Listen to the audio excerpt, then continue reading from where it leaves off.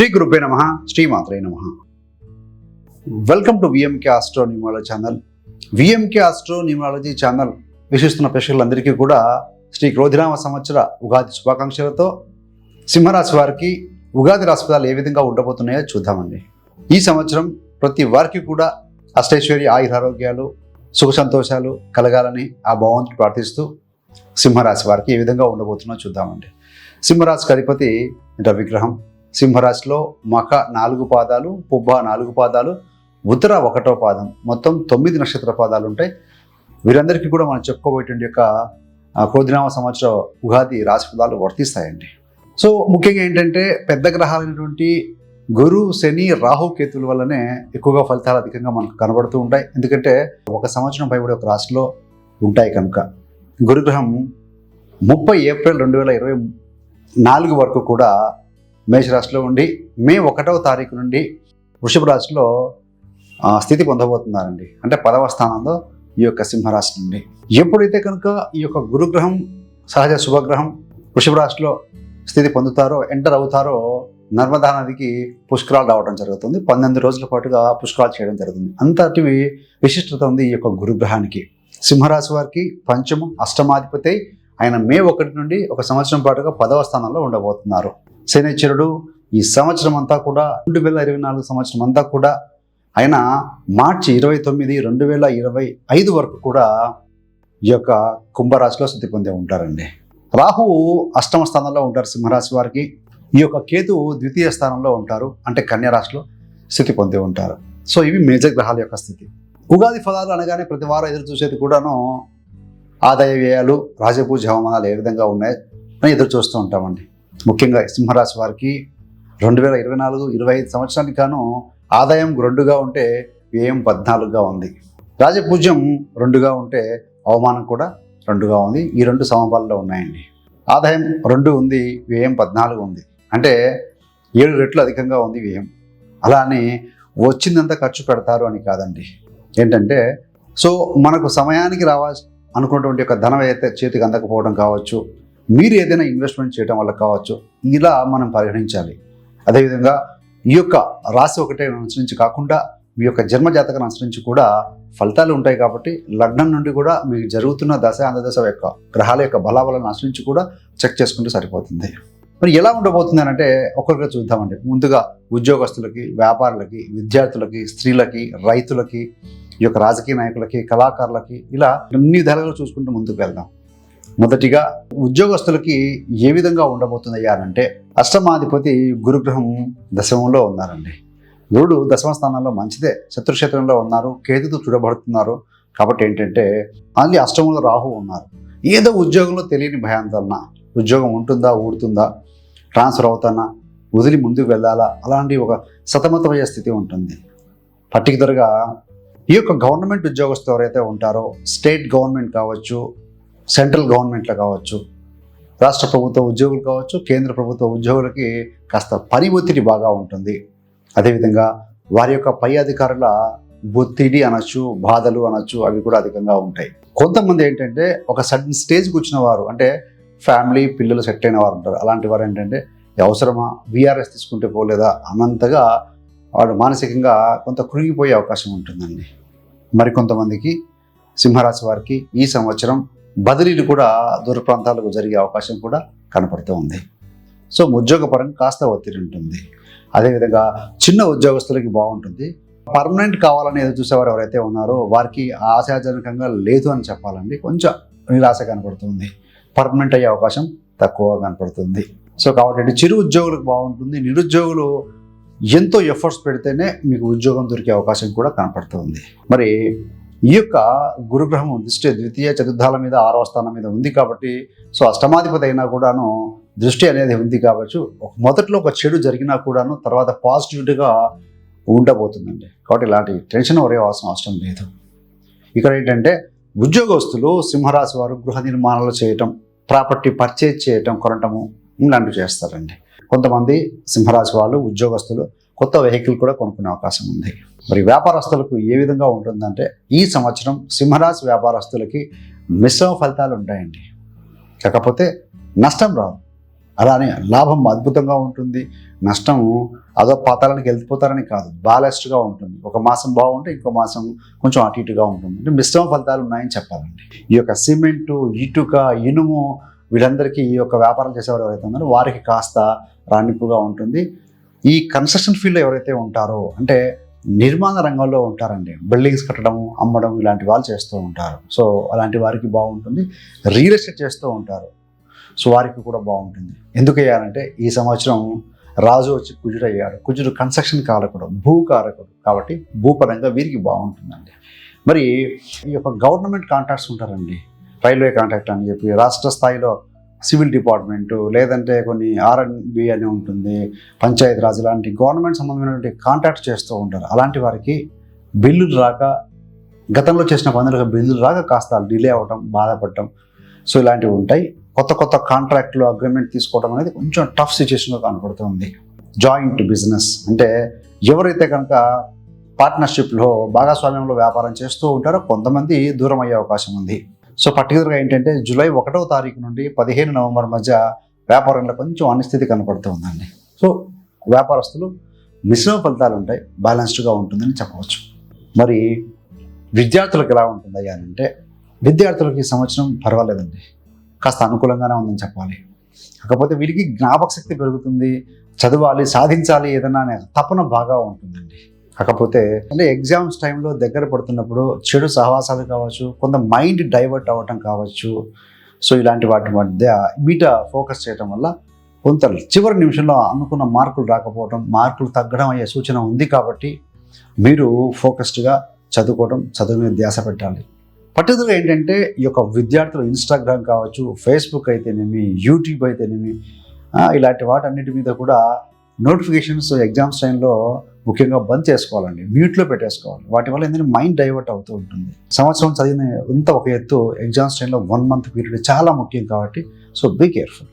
అదేవిధంగా ఇదే కనుక మీరు కనుక మెయింటైన్ చేసి చెడు సహవాసాలు, మైండ్ డైవర్ట్ అయ్యి ఏం కాదులే అని కనుక నిర్లక్ష్యంగా ఉంటే మీరు అనుకున్న కాలేజీలో ఎంట్రన్స్ ఎగ్జామ్స్ రాసి సీటు పొందే అవకాశం తక్కువగా కనపడుతుంది. కాబట్టి so be careful. So it's not a threatening, ఇది జరుగుతుందని చెప్పి కాదు, ఇది గోచారం రీత్యానే, కానీ ఎందుకైనా మంచిది. ఫలితాలు అలా ఉన్నాయి. అష్టమంలో రాహు ఉన్నాడు, భయకంపితుడు, ఇలాంటి అయినా గురుడింటో ఉన్నాడు రాహు, కాబట్టి కొంత జాగ్రత్తగా ఉండాలి. మరి వ్యవసాయదారులకు ఎలా ఉంటుందంటే సో దేశానికి వెన్నెముక రైతన్న, సో వారికి ఎలా ఉంటుందంటే అంటే మొదటిగా చూస్తే 2 పంటలకు గాను మొదటి పంట కంటే కూడా 2వ పంట దిగుబడి ఎక్కువగా వస్తుంది. మొదటి పంట కాస్త నిరాశన పరుస్తుంది అని చెప్పవచ్చు. మీరు కొత్తగా రుణాలు చేయాల్సి రావటం రైతులు ఇలాంటివి ఉంటుందండి. గతంలో తీసుకున్న రుణాలు మొత్తం క్లియర్ చేస్తానని చెప్పడానికి లేదు. సో ఆ రెండిట్లో ఒకటి మాత్రమే వస్తుంది కాబట్టి పెట్టుబడి వరకు సాటిస్ఫై అయ్యే అవకాశం ఉంది. మరి కౌలుదారులకు కూడా అంత అనుకూలంగా పరిస్థితి కనపడట్లేదండి ఈ సంవత్సరం. కాబట్టి వ్యవసాయదారులకు కూడా అగ్రికల్చర్ ఆఫీసర్ అయితేనేమి, ఎక్స్పర్ట్స్ అయితేనేమి, పంట మార్పిడి చేసుకునే విధానం ఇవన్నీ కూడా వారి యొక్క సూచనలు, సలహాలు అనుసరించి ముందుకు వెళ్తే మంచిది. మరి పౌల్ట్రీ వారికి ఎలా ఉంటుందంటే పౌల్ట్రీ వారికి కాస్త ఇబ్బందిగానే, నష్టకాయంగానే ఉంటుందండి. రాజు కుజుడయ్యాడు, శని వర్గం కాదు కాబట్టి. అదేవిధంగా ఈ యొక్క చేపలు, రొయ్యలు, చెరువులు చేస్తూ ఉంటారు. అలాంటి వారు ఈ సంవత్సరం పంట వేయకపోవటము, లేకుంటే అది వదిలేయటమే మంచిదండి. నష్టాలు సింహరాశి వారికి సంవత్సరం ఎక్కువగా కనపడుతుంది అని చెప్పవచ్చు. సింహరాశి స్త్రీలకు ఏ విధంగా ఉండబోతుందంటే ఈ సంవత్సరం సింహరాశి స్త్రీలకు అనుకూలత తక్కువ అని చెప్పాలండి. సో వీటికి ఏంటంటే చిన్న అనారోగ్య సమస్యలు, వీరికి ఏదైనా శస్త్రచికిత్సలు, సర్జరీస్ కూడా జరిగే అవకాశం ఈ సంవత్సరం కనపడుతుంది. సో అంటే ఏంటంటే మొత్తంగా ఏంటంటే ఆరోగ్యం అంతంత మాత్రమే అని చెప్పవచ్చు. భయపడవద్దండి. మీ జన్మజాత చక్రంలో మీ లగ్నాధిపతి బలంగా ఉండి జరుగుతున్న దశలు అద్భుతంగా ఉన్నాయనుకోండి, సో బలమైన దశలు అనుకోండి, దశ కానీ, ఎంత దశ కానీ, ప్రతి దశ కానీ, సూక్ష్మ దశలు బాగుంటే ఇలాంటివి పెద్దగా ఇబ్బంది పెట్టే స్థితి ఏమీ ఉండదు. కాబట్టి ఆ విధంగా ఉంది. సో జీవిత భాగస్వాముల అంటే మీ జీవిత భాగస్వామి మధ్య కొన్ని పొరపచ్చాలు, మాట పట్టింపులు, క్లాషెస్ వచ్చే అవకాశం కూడా కనపడుతుంది. కొన్ని వివాహ జీవితంలో చిన్నపాటి సమస్యలు కూడా ఎదుర్కొనే అవకాశం కనపడుతుంది. మరి స్త్రీలు ఎవరైతే సింహరాశి స్త్రీలు ఉద్యోగం చేస్తూ ఉంటారో సో మీరు ఉన్న ప్రాంతంలోనో లేకపోతే ఇంటికి దగ్గరలో ట్రాన్స్ఫర్స్ చేయించుకుందాం అనుకున్నా కూడా అనుకోని పరిస్థితుల మధ్య బహుదూరం వెళ్ళాల్సి రావటం, అదేవిధంగా అధికారుల ఒత్తిడి కూడా ఎక్కువగా ఉంటుంది ఈ సంవత్సరం సింహరాశి వారికి. సో ఇలాంటి కష్టాలు ఉన్నాయి కాబట్టి మీరు దేవి కట్కమాల స్తోత్రం ప్రతిరోజు పఠనం చేయటం వల్ల కూడా మంచి ఫలితం ఉంటుంది.